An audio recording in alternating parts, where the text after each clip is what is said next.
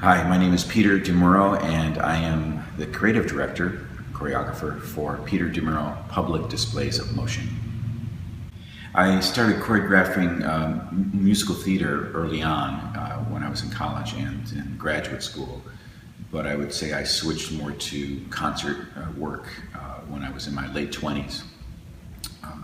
More seriously, mainly because at that time in Boston, where I had moved, there were choreographers were moving out, and there were all these great dancers and very few choreographers, so I started making dances then. I do continue to perform, but often in key roles that are often narrative, spoken word, along with movement. I have a series of solos that I've built over the years that I continue to do about bridging the world between gay and straight worlds and understanding about AIDS initially, and family issues, that kind of thing. And in newer work, I tend to try to keep myself out of it because I want to be able to have the dimension of many people dancing, and my body just isn't where I would like it to be to serve the work in those instances. I've made a lot of work that I've really enjoyed the processes of, and being a performer in. I'd say the one that, if it's not my favorite, it's the one that was most pivotal in my life, and it was a piece called Waltz, which was made in 1990 in response to the height of the AIDS crisis. And it was the first time in my dance making that I thought that this has to speak, there has to be words involved with this dance. And also the form and the structure of the dance were so informed by the subject matter. And I felt like it was a real breakthrough, and at the same time very heartbreaking to make a dance about my former lover who was dying at the time. And all I really wanted to do was run away from the situation. So consequently, the dance itself is a series of, it starts with a film, which I'm in, and the second section becomes a running sequence until I get so exhausted that I can't hold back what I'm afraid to say. And then the third section is a series of statements in a litany form that of things that I never told David while he was well or still living subsequently. And why this dance, I guess, is favored is that it unleashed the ability for me to understand so much more about art making, because I was going very, very to the personal moment, personal and universal, what was happening in the world at the height of the crisis. And so it's not that I wish a crisis on anybody, and I would love to eradicate AIDS or that whole world, but for me it was this pivotal moment of understanding of how to zero in and get the rest of the crap out of the way to make a dance. And consequently, in my dance making since then, when I am most successful, it's because I can get the other crap out of the way and really make the dance, whether it's about, it's about dancing to music or if it's about another subject matter. I wouldn't have known this if it hadn't been for Waltz. So it's an important piece for me in that way. And I miss doing it. It's a very hard solo to do because it's a lot of running, and it was always very cathartic to do. The text in the final section, I could not finish the dance unless I made it from upstage to downstage, and I could only move a step forward if I revealed something new that night in performance. And so so if I said something I said the night before, I couldn't take a step forward. But then, so I'd have to reveal something new to the audience and to David. And just this little side note, I didn't want to go through this journey alone. So a very good friend who is a sign language interpreter, who I would often actually show my work to because he was so good with nonverbal language, signed throughout the whole piece as this kind of silent sentinel of observing this process. And so there was so much about the work that felt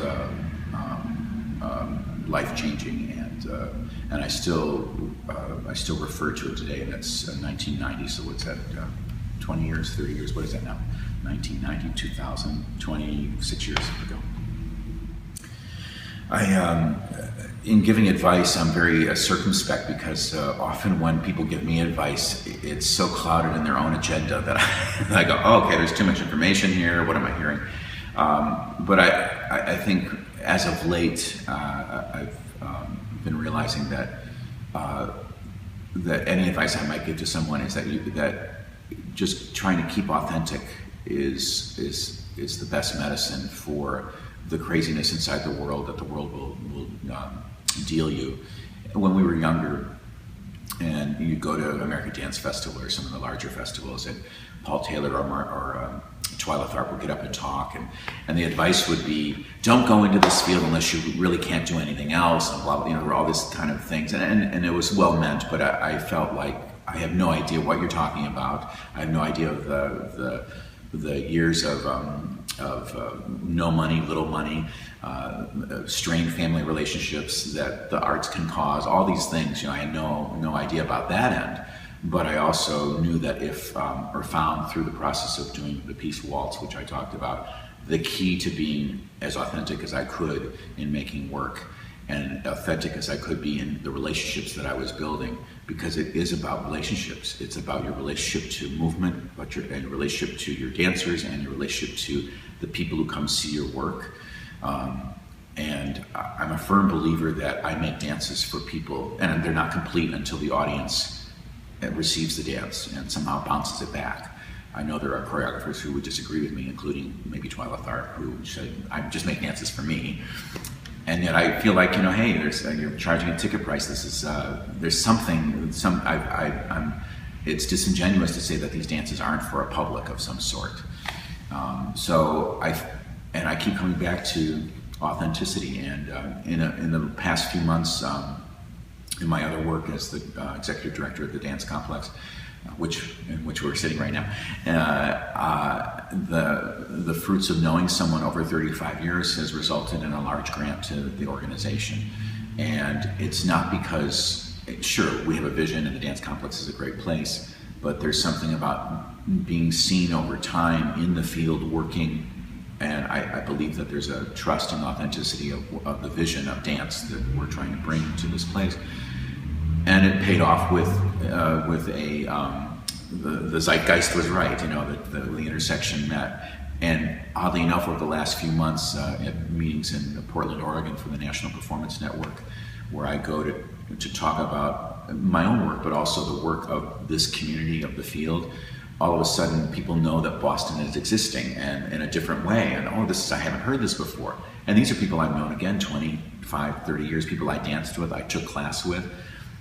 And as I watch some of my younger counterparts now, I feel concerned that relationships that they could be building with each other, the chance to really stop and look at, who are you dancing next to me, and what do you have that would in you that I might adapt or adopt with your permission, and what do I have that you might adapt or adopt, a behavior, an approach to a movement practice, an approach to choreography, an approach to being in the world that would allow us to grow from knowing each other.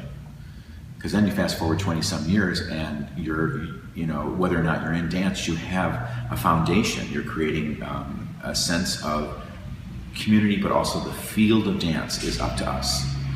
Because the moment we start relying only on presenters to produce us, or the validation from mom or dad, or any of the stuff on the outside that isn't built with a solid foundation of a relationship, then we get lost. So, you know, I'll be 94 and I'll be, you know, sitting in a room somewhere. I think, I don't know, maybe I'll be dead by then. But this idea that the relationships have gotten me through this. And again, it's not about inauthenticity. It's not about selling yourself. It's not about saying you're everything to everybody. Know who you are. After all those words, here's the key moment. Know who you are, be who you are, and be who you are with other people as authentically as you can. And I think it's every time things get difficult or feeling way out there, I come back to that, and the world makes sense.